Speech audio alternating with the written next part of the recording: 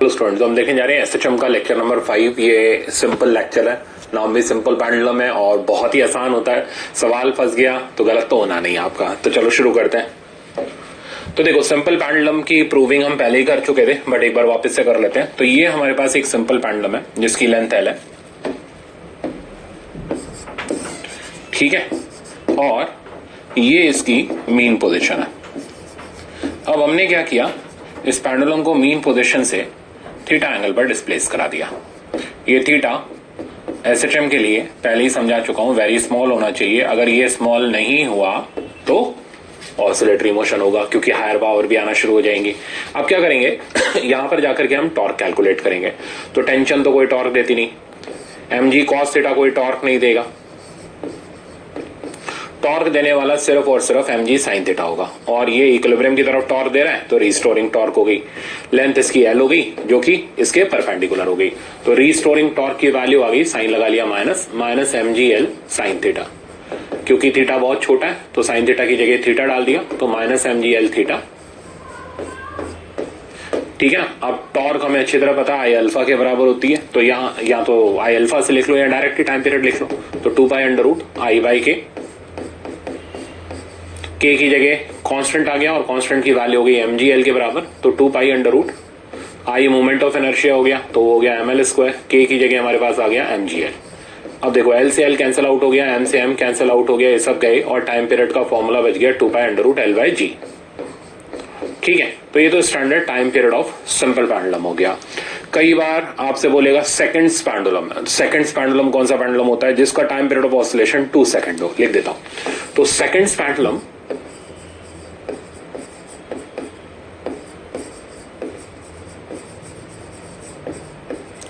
तो ये वो पेंडुलम होता है जिसका time period of oscillation 2 second हो। अब क्या पूछेगा, टाइम पीरियड तो हमें बताइए 2 सेकंड के बराबर है, तो वो लेंथ पूछ लेगा, कहेगा पेंडुलम की लेंथ बता दो। तो लेंथ बताने के लिए टाइम पीरियड के फॉर्मूले में पुट कर देते हैं, एल बाई जी, स्क्वायरिंग मार लो तो 1 बाय पाई स्क्वायर या फिर g बाय पाई स्क्वायर इसकी लेंथ हो गई। तो लेंथ की वैल्यू, अब g की वैल्यू अपना वही 9.8 के आसपास और पाई स्क्वायर की वैल्यू भी वही 9 पॉइंट समथिंग के आसपास, तो तकरीबन 1 मीटर के आसपास हमारे पास आ जाएगी इसकी लेंथ। तो length of second pendulum is nearly equals to 1 metre. तो ये तो हो गया स्टैंडर्ड सिंपल पेंडुलम का हमारा फॉर्मूला, ठीक है ना। बट कॉम्प्लिकेटेड वाले कैसे करेंगे, बार बार ऐसा तो प्रूफ करने से रहे, ठीक है ना। तो उसका एक तरीका होता है। तो तरीका ही है कि जैसे मान लो, मतलब कंसेप्ट को बोलते हैं जी इफेक्टिव। अब मैं इसको सिखाना शुरू कर रहा हूं। तो जैसे मान लो ये हमारा सिंपल पेंडुलम है, मैंने इसमें क्या करा, यहां पर इस पे एफ की फोर्स लगा दी। अब आप मेरे को बताओ, क्या ये एफ की फोर्स इधर जो मैंने लगाई है, क्या इसे ये यहां पर रहने देगी? तो सीधा सा जवाब है नहीं। तो इसकी इक्विलिब्रियम पोजीशन यहां तो नहीं होगी, क्योंकि ये एफ टॉर्क दे रहा है ना एंटी क्लॉकवाइज डायरेक्शन में। तो वो जगह इक्विलिब्रियम पोजीशन होगी जहां नेट टॉर्क 0। तो हम इसको थोड़ा सा आगे ले गए थीटा नॉट के एंगल पर, तो इस जगह जाकर के नेट टॉर्क 0 है। एफ लगाया, mg लगाया, टेंशन लगाया, तो ये पोजीशन इसकी इक्विलिब्रियम पोजीशन है। अब मैं टॉर्क बैलेंस करके करूं या पैरेललोग्राम बना के कर लूं, मेरी चॉइस है, बात एक ही सी है। तो मैं प्रेफर करूंगा पैरेललोग्राम बनाना, ठीक है ना। तो ये एंगल वर्टिकल से थीटा नॉट है, इक्विलिब्रियम पोजीशन। तो ये हो गया mg। तो अगर हम एक्सटर्नल फोर्स एफ की लगाते हैं जो कि टॉर्क देती है, तो ये इसको वर्टिकल सस्पेंडेड नहीं रहने देगी, ये इसको नई इक्विलिब्रियम पोजीशन की तरफ ले जाएगी। तो न्यू इक्विलिब्रियम पोजीशन हमारे पास आ जाएगी। कैसे निकालेंगे, अपना tan थीटा नॉट की आइडेंटिटी लगा दी। तो tan थीटा नॉट की आइडेंटिटी हो गई परपेंडिकुलर अपॉन बेस यानी mg बाय f। तो अब हमारे पास इक्विलिब्रियम पोजीशन आ गई। अब एसएचएम का काम शुरू होगा। अब हम इसको यहां से थोड़ा सा डिस्प्लेस कराएंगे, तो इक्विलिब्रियम से थोड़ा सा डिस्प्लेस, तो फिर ये इक्विलिब्रियम के अबाउट ऐसे करके ऑसिलेट करेगा, ना कि इसके अबाउट, ठीक है ना। तो एसएचएम हमेशा इक्विलिब्रियम पोजीशन के अबाउट होता है। बट अगर हम इसको डिस्प्लेस कराएंगे तो थीटा नॉट प्लस थीटा का एंगल बनाएंगे, उसके बाद हम रिस्टोरिंग टॉर्क निकालेंगे, प्रोसेस हो जाएगा काफी कॉम्प्लिकेटेड, ठीक है ना। तो डायरेक्ट शॉर्टकट देखो, तो न्यू इक्विलिब्रियम पोजीशन हो गई tan theta not equals to mg by f। Now to find out time period,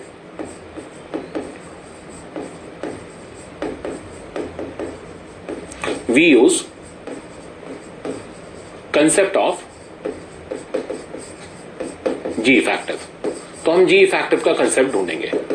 अब जी इफेक्टिव क्या चीज होती है वो सुनना ध्यान से। जी इफेक्टिव उन फोर्सेस का नेट एक्सेलरेशन होता है जो टॉर्क देती है। आपको सर फिर टॉर्क देखनी पड़ेगी तो बड़ा मतलब पंगा हो जाएगा, नहीं देखनी पड़ेगी। देखो टेंशन का भी टॉर्क देगा नहीं, ठीक है ना। टॉर्क देने वाले दो ही लोग हैं, एफ और एम जी, यानी इन दोनों का नेट एक्सेलरेशन निकाल लो। वो चाहे यहां निकाल लो चाहे यहां निकाल लो, बात तो एक ही सी है। कौन कह रहा है आपसे इक्विलिब्रियम पर ले जाओ, इक्विलिब्रियम पोजीशन निकालो? हाँ पूछ ही गई हो तो बताओ, उसको अननेसेसरी क्यों बताओ। तो जी इफेक्टिव आप यहां पे भी निकाल सकते हो, कहीं पर भी निकाल सकते हो। ये उन फोर्सेस का एक्सेलरेशन होता है जो टॉर्क देती हैं। अब टॉर्क कौन नहीं देता? वो नहीं देगा जो रेडियल होगा, यानी टेंशन। तो टेंशन को छोड़ करके बाकी फोर्सेस जो लग रही हैं उनका net acceleration is G effective. तो net acceleration of those forces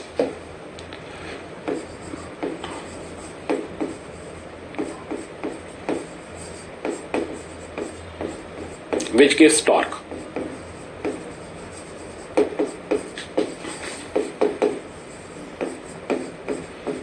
or other than tension. तो चलो देख लेते हैं। तो अदर देन टेंशन, तो एक तो एफ की फोर्स लग रही थी और एक एम जी लग रहा था। अब हमें ये फोर्सेस नहीं चाहिए, इनके एक्सेलरेशन चाहिए। एक्सेलरेशन लिखने का तरीका है एफ बाई एम।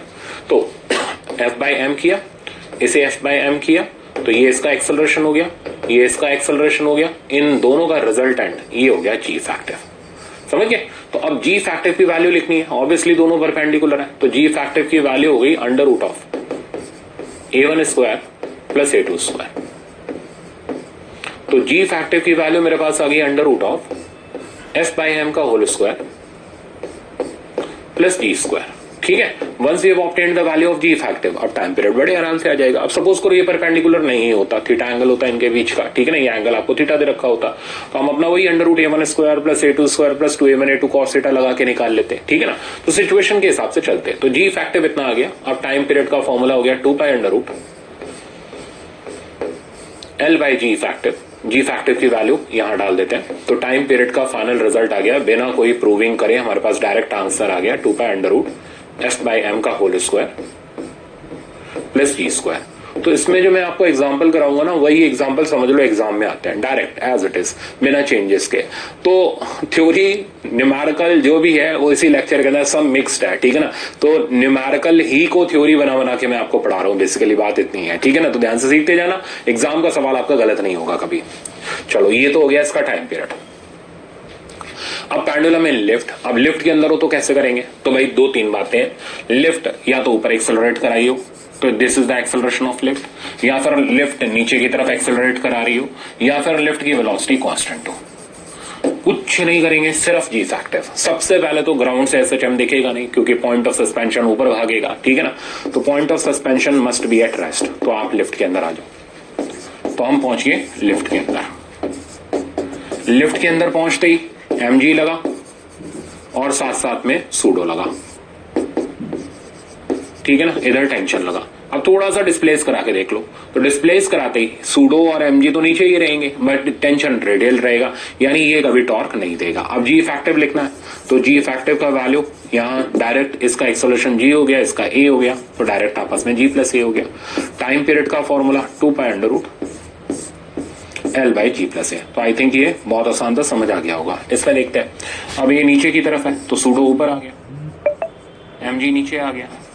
तो अब अगर मैं इसका जी फैक्टिव लिखूं तो जी फैक्टिव की वैल्यू हो गई जी माइनस ए, और टाइम पीरियड का फॉर्मूला हो गया 2 pi under root L by g minus ए।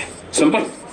अब यहाँ वेलोसिटी कांस्टेंट है तो एक्सेलरेशन इसका 0 हो गया, कोई सूडो पुडो नहीं लगेगा, नो सूडो, सिर्फ एम जी लगेगा। तो जी फैक्टिव का वैल्यू हमारा जी के ही बराबर हो गया। टाइम पीरियड का value 2 pi under root L by G हो गया। अब अगर लिफ्ट फ्री फॉल कर जाए तो, अब लिफ्ट फ्री फॉल कर जाए तो नीचे की तरफ ए की वैल्यू जी के बराबर हो जाएगी। मैं अगला डायग्राम ले लेता हूं नेक्स्ट पेज पे। तो फ्री फॉल ले लेते हैं। तो ये रही लिफ्ट, नीचे की तरफ फ्री फॉल कर गई। अब आप बैठे इसके अंदर, अब जो सूडो लगी, एम जी तो नीचे लगा ही लगा, सूडो जो लगी वो एम ए की लगी और ए जी के बराबर है, तो जी फैक्टिव की वैल्यू 0 हो गई, ठीक है। टाइम पीरियड की वैल्यू इनफाइनाइट आ गई। तो आई थिंक अब ये लिफ्ट विफ्ट वाले केसेस परेशान नहीं करेंगे, आराम से उड़ा के रख दोगे। चलो देखते हैं अगला केस। अगला ये कार्ड के अंदर, ठीक है ना। तो जैसे ये कार है, ये कार मान लो इधर की तरफ एक्सेलरेट कर रही है।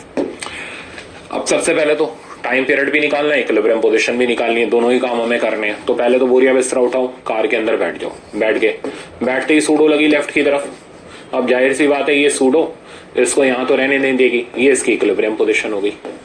नीचे की तरफ mg आ गया, रस्सी में टेंशन आ गई और हमने पैरेललोग्राम बना लिया, ठीक है ना। ये एंगल थीटा नॉट हो गया। तो अगर इक्विलिब्रियम पोजीशन पूछे तो इक्विलिब्रियम पोजीशन तो आसानी से आ गई हमारे पास, tan थीटा नॉट की value mg divided by ma यानी g बाय a। तो ये तो हो गया हमारे पास tan थीटा नॉट का वैल्यू, ठीक है ना। आई थिंक ये मैंने गलत लिख दिया क्योंकि ये थीटा नॉट मैंने ले लिया हॉरिजॉन्टल से। मैं एक बार पीछे भी चेक कर लूं कि मैंने एफ वाले में सही किया था गलत किया था।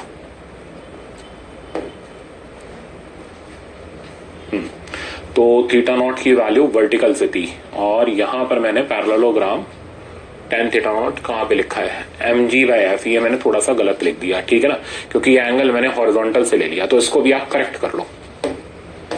तो एंगल हमें वर्टिकल से पता था तो मैं इसको करेक्ट कर देता हूं,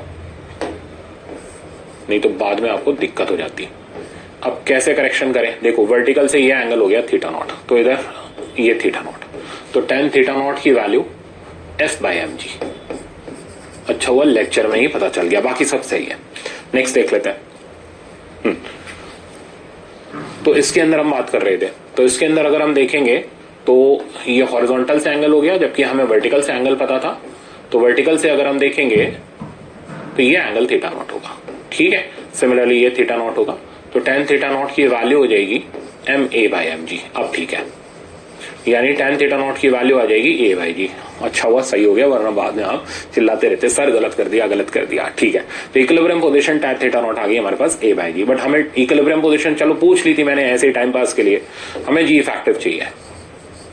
तो g इफेक्टिव हो गया इन दोनों का net acceleration which is under root of a square plus g square, और टाइम पीरियड का फॉर्मूला हमारा वही simple 2 pi under root l by g effective यानी under root of a square plus b square. तो I think आराम से आ गया होगा समझ। नेक्स्ट देखते हैं।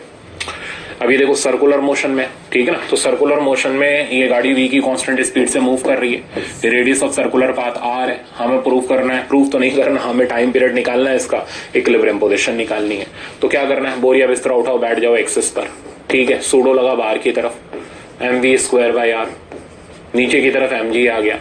तो ये सूडोस को यहां तो रहने नहीं देगा, तो अपना ये पेंडुलम इस तरीके से टिल्ट हो जाएगा वर्टिकल से, ठीक है। तो ये हो गया हमारा mv स्क्वायर बाय r का सूडो, और नीचे की तरफ आ गया mg का फोर्स। एंगल हमें वर्टिकल से ये इक्विलिब्रियम का निकालना है, आप थोड़ा मैं संभाल के ही बनाऊंगा। तो ये थीटा नॉट हो गया, ये भी थीटा नॉट हो गया, ये हमारा mg हो गया। तो पहले तो tan थीटा नॉट की वैल्यू, तो tan थीटा नॉट की वैल्यू ये अपॉन ये, तो करते ही v स्क्वायर बाय rg आ गई, ठीक है। तो इक्विलिब्रियम पोजीशन तो हमें पता चल गई। अब हमें g इफेक्टिव चाहिए। g इफेक्टिव हो गया इन दोनों का नेट एक्सेलरेशन, तो इसका एक्सेलरेशन तो हो गया v square by r, m से डिवाइड कर लो, और इसका एक्सेलरेशन g के बराबर हो गया। तो g इफेक्टिव की वैल्यू आ गई under root of g square plus v square by r का होल स्क्वायर। अब टाइम पीरियड लिख लेते हैं। तो टाइम पीरियड का formula 2 pi under root l by g effective, g effective की जगह आ गया under root of g square plus v square by r का होल स्क्वायर, ठीक है। तो मेरे ख्याल से आराम से आ गया होगा समझ, बिना दिक्कत के। चलते हैं आगे। पेंडुलम इन वाटर, ठीक है, सारे एग्जांपल है लाइन से, आप सोच नहीं, सब कुछ ही रख डाला इस लेक्चर में। तो पेंडुलम इन वाटर, अब वाटर के अंदर क्या होगा, अब थ्रस्ट लगेगा। तो पहले आप थ्रस्ट लगाया, नीचे की तरफ mg लगाया, रस्सी में टेंशन लगाई, डिस्प्लेस करा के देख लो, डिस्प्लेस कराते टेंशन तो रेडियली रहेगी बट अप थ्रस्ट और mg इसी लाइन पर रहेंगे यानी टॉर्क देंगे। अप थ्रस्ट का फॉर्मूला, बॉडी पूरी तरह लिक्विड के अंदर है तो रो vg सिखा रखा है ना आपको। v हो गया वॉल्यूम ऑफ लिक्विड डिस्प्लेस्ड जो कि बॉडी के वॉल्यूम के बराबर हो जाएगा, तो m बाय सिग्मा, तो रो बाय सिग्मा mg। अब हम इसका निकाल लेते हैं g फैक्टर। तो g फैक्टर हो गया इन दोनों का नेट एक्सेलरेशन, तो g minus rho by sigma times G, तो जी हो गया common 1 minus rho by sigma. Rho किसकी डेंसिटी होगी, लिक्विड की, और सिग्मा हो गई इस ऑब्जेक्ट की डेंसिटी, चाहिए तो लिख लो इसके अंदर सिग्मा और इसकी डेंसिटी को रो, ओके। तो जी इफेक्टिव आ गया। अब टाइम पीरियड की वैल्यू लिख लेते हैं, तो वो हो गया 2 pi under root L by ji effective यानी G 1 minus rho by sigma. तो आई थिंक ये लिक्विड के अंदर वाला भी सिंपल था, समझ आ गया होगा। इस नाम ही सिंपल पेंडुलम है, कुछ कॉम्प्लिकेटेड ही नहीं है। अब ये देखो 12th के कुछ आते हैं, तो जो 11th के बच्चे हैं वो चाहिए तो इसे छोड़ दें, ठीक है, यहाँ समझ आ जाए तो अच्छी बात है। तो पेंडुलम वही L लेंथ का है, इसे E की इलेक्ट्रिक फील्ड में रख दिया, चार्ज इस पे प्लस क्यू है, तो इस पे प्लस क्यू का चार्ज है। अब क्या होगा, अब होगा ये इलेक्ट्रिक फील्ड इस पे फोर्स लगाएगी और ये फोर्स हो जाएगी क्यू ई की। नीचे की तरफ हमारा एज यूजुअल mg आ जाएगा। इक्विलिब्रियम पोजीशन यहां कहीं पर जाकर के मिलेगी, आई होप समझ गए होगे, ठीक है ना। थीटा नॉट, तो tan थीटा नॉट की वैल्यू हो जाएगी f बाय mg, डायरेक्टली लिख लेता हूं इसको, ठीक है ना। तो ये इक्विलिब्रियम पोजीशन में f इधर आ गया, mg नीचे आ गया और ये थीटा नॉट हो गया, तो f बाय mg हमारा tan थीटा नॉट हो गया। तो इक्विलिब्रियम पोजीशन अगर मैं लिखूं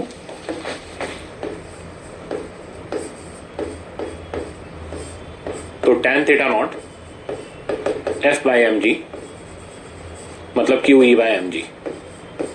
चलो ये तो खत्म। अब हमें तो चाहिए जी इफेक्टिव। जी इफेक्टिव हो गया अंडर रूट ऑफ इसका एक्सेलरेशन तो जी हो गया, ठीक है ना, तो under root of ji square plus इसका एक्सेलरेशन हो गया क्यू ई बाय एम, तो plus Q E by M का होल स्क्वायर। तो ये हमारे पास जी इफेक्टिव आ गया। अब टाइम पीरियड ले लेते हैं, तो वो हो गया 2 pi under root L by ji effective यानी under root of ji square plus Q E by M का whole square.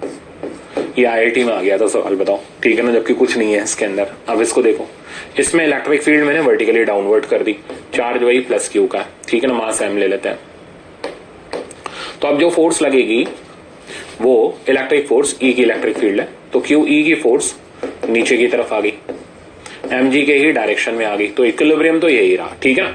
But G effective का वैल्यू हो गया हमारा G plus Q E by M. तो टाइम पीरियड का value हमारे पास आ गया 2 pi under root L by G plus Q E by M. तो मेरे ख्याल से अब सिंपल पेंडुलम में आपको कभी दिक्कत नहीं आएगी, आप हमेशा सिंपल पेंडुलम जी इफेक्टिव की टेक्निक से आराम से कर सकते हो। अब एक स्पेशल केस भी दिखाता हूं। देखो, pendulum whose length is comparable to radius of earth, यानी धरती से बड़ा पेंडुलम, ठीक है ना। तो एक अलग टाइप का पेंडुलम चल रहा है जिसकी लेंथ रेडियस ऑफ अर्थ के कंपैरेबल, पता नहीं कहां से बना के ले आए भाई ऐसा पेंडुलम, ठीक है, तो कोई बात नहीं, ले आए, वो तो मजाक कर रहा था मैं, ले आए तो ले आए। अब देखो, तो ये पेंडुलम जो आप देख रहे हैं ना, ये इसकी length comparable to radius of earth है। अब हमने इसे थोड़ा सा डिस्प्लेस कराया, तो ये थीटा स्मॉल एंगल है, ये सेंटर से एंगल इसका फाई बना, एम जी सेंटर की तरफ लगेगा, कंपोनेंट किए तो m g sine theta plus phi, m g cos theta plus phi इधर आया। आपको प्रूविंग की जरूरत नहीं है, आपके सिलेबस में ही नहीं है प्रूविंग, ये तो आईआईटी के लिए थी। तो अब हम टॉर्क निकाल लेते हैं, मैं समझा दे रहा हूं, समझने में क्या बुराई है। तो हो गया m g l sine theta plus phi, approximation लगाते हैं, साइन थीटा छोटा है, तो m g l theta plus phi. अब थीटा और फाई दोनों के वैल्यू डालेंगे, थीटा का वैल्यू यहां से आएगा आर अपॉन रेडियस, तो वाई बाय एल, फाई का वैल्यू आर अपॉन रेडियस, तो वाई बाय आर ई, तो पुट करेंगे, वाई कॉमन हो जाएगा, 1 by l plus 1 by R e बचेगा, ठीक है ना। उसके बाद टाइम पीरियड लिखेंगे, तो आपको डायरेक्ट याद रखना है, चाहिए तो मैं कर देता हूं प्रूफ, 2 मिनट का काम नहीं है, तो हालांकि रिक्वायरमेंट नहीं है। तो टॉर्क की वैल्यू होगी m g l sine theta plus phi, ठीक है, माइनस साइन लगा दो उसमें, तो टॉर्क की वैल्यू आ गई minus m g l theta plus phi. अब थीटा और फाई के दोनों के वैल्यू डाल दो, ठीक है, थीटा और फाई दोनों के वैल्यू डालोगे आप, तो ये हो जाएगा minus m g l, theta का वैल्यू हो गया वाई अपॉन एल और फाई का वैल्यू हो गया वाई बाय आर, वाई चल गया बाहर, तो टॉर्क का वैल्यू आ गया minus m g l y 1 by l plus 1 by R. अब देखो एल इंटू वाई, तो आर्क इंटू रेडियस, वो फिर से थीटा हो गया, तो इसकी जगह हम थीटा डाल देते हैं, तो टॉर्क की वैल्यू आ गई minus m g 1 by l plus 1 by R times theta, ठीक है ना, नहीं टाइम्स थीटा क्यों, तो y की जगह हम डाल देते हैं y equals to theta into l, तो थीटा इंटू एल डाल देते हैं, तो ये बन जाएगा एल स्क्वायर थीटा, राइट। तो ये हमारे पास टॉर्क का वैल्यू आ गया। अब हम टाइम पीरियड लिख लेते हैं, तो टाइम पीरियड हो गया 2 pi under root I by k, I की जगह एम एल स्क्वायर, के की जगह ये आ गया m g l square 1 by l plus 1 by R. अब आप देखो एम एल स्क्वायर पूरा कैंसिल आउट हो गया और फाइनली टाइम पीरियड का वैल्यू बचा 2 pi under root 1 by g, तो पहले लगा दू 1 by l plus 1 by R, तो यही चीज वहां डायरेक्ट दे रखी है, बट ये मैंने प्रूव करके दिखाई। आईआईटी वगैरह के अंदर आता है, आपके लिए नहीं है, आप छोड़ देना, टोटली इग्नोर कर देना, ये बस फ्लो बन गया था इसलिए मैंने कर दिया। तो आप डायरेक्ट टाइम पीरियड का फॉर्मूला याद रखें, ठीक है ना। तो टाइम पीरियड जब length comparable to radius of earth हो, ये फॉर्मूला होता है। अब मान लो वो कहते हैं लेंथ की वैल्यू आर के ही बराबर है, तो क्या करना है यार, कुछ नहीं, एल की जगह आर टिका दो, आंसर लो इसमें से। तो ये बन जाएगा 2π√1/g 2/r, तो ये बन जाएगा r/2g अंडर रूट के अंदर, ठीक है ना, सिंपल सा हो गया। तो अगर इनफाइनाइट लेंथ का पेंडुलम हो, कई बार ऐसा बोल देते हैं, तो इनफाइनाइट लेंथ का होगा तो 1/∞ ये 0 हो जाएगा, टाइम पीरियड की वैल्यू बन जाएगी ये। और ये तो कौन सा टाइम पीरियड था, वो टनल वाला, याद आया, तो टनल वाला टाइम पीरियड बन जाएगा 84.6 मिनट। देखो जरा, वैल्यू भी वही की वही आपको दे रहा है, तो मतलब काफी काम का रिजल्ट है। आप इस रिजल्ट को अगर एग्जाम में दिया जाए, वैसे तो नहीं दिया जाता, बट अगर दिया जाए तो मनचाहे तरीके से यूज कर सकते हो और बढ़िया से बढ़िया प्रॉब्लम बन सकता है, ठीक है ना। तो ये था pendulum whose length is comparable to radius of earth. Next, अच्छा एक दो चीजें मैं आपको और बताना चाहूंगा इसमें, जैसे इसको बताता हूं, कहता है when length of pendulum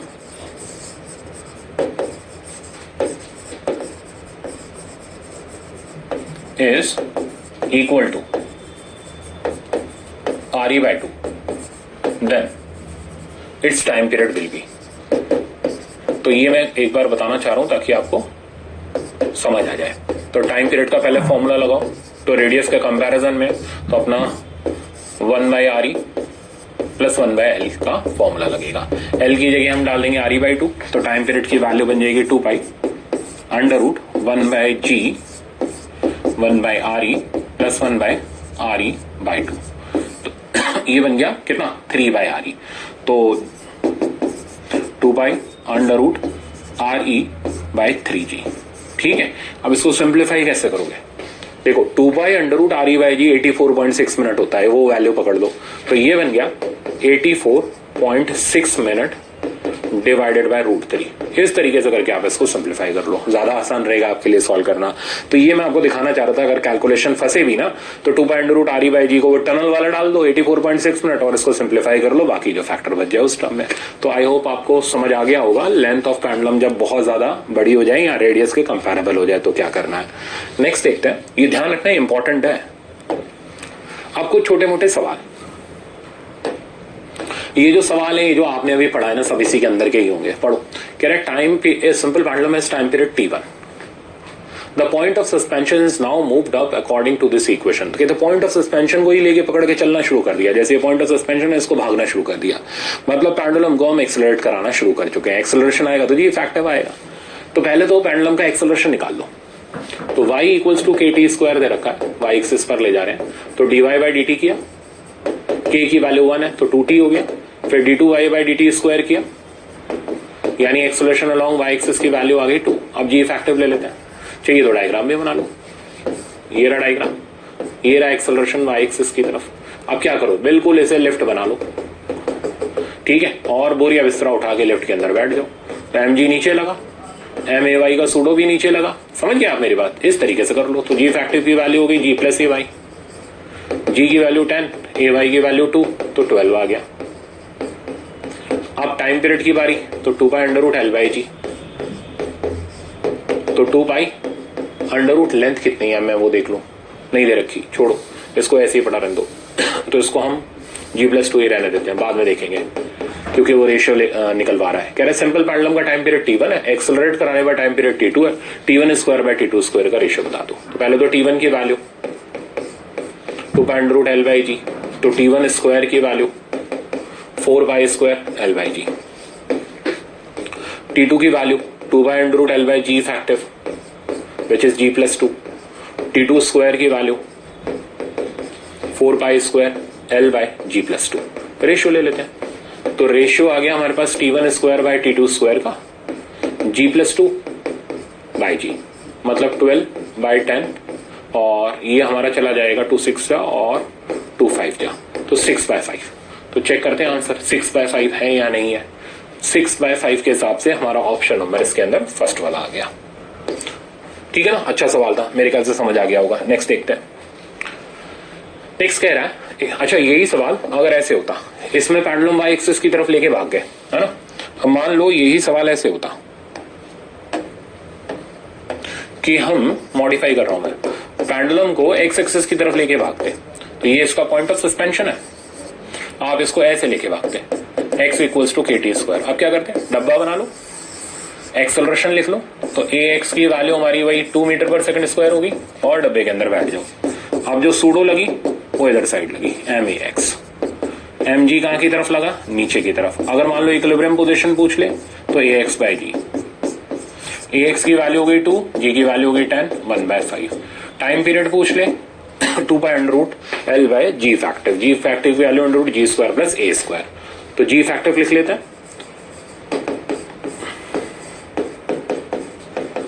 ax square, G square की जगह 100 आ गया, ax स्क्वायर की जगह 4 आ गया, 104 अंडर रूट के अंदर आ गया। तो खैर अब आप मेरे ख्याल से आगे कर लोगे कंटिन्यू। तो बेसिकली बस ये बताना था, अगर पॉइंट ऑफ सस्पेंशन मूव करता है तो बिल्कुल लिफ्ट वाला या कार्ट वाला प्रॉब्लम बना करके आप उसको इजिली सॉल्व कर सकते हैं। नेक्स्ट देखो, ये कह रहा है time period of oscillation of simple pendulum is 1 minute. तो हमें टाइम पीरियड ऑफ ऑसिलेशन दे रखा है 1 मिनट, तो टाइम पीरियड का फॉर्मूला हो गया 2 by under root L by G। कहता है if its length is increase by 44%, 44% अच्छी खासी लेंथ है, अप्रोक्सीमेशन से काम नहीं चलेगा, 1-2% होती तो अप्रोक्सीमेशन से काम चला लेते, ठीक है ना। कह रहा है new time period of oscillation will be, तो नया टाइम पीरियड T डैश ले लेते हैं, 2 पाई, नई लेंथ हो जाएगी L plus 44 by 100 of L divided by G। Simplify कर लेते हैं, तो T डैश की वैल्यू आ गई 2 pi under root 144 by 100 times L by G। अब 144 हो गया 12 और 100 का रूट हो गया अपना 10, तो 12 बाय 10 बाहर आ गया, तो T डैश की वैल्यू आ गई 12 बाय 10 ऑफ T। सही है, तो 12 बाय 10 और T की वैल्यू थी 1 मिनट, तो 1.2 मिनट आंसर आ गया, सिंपल।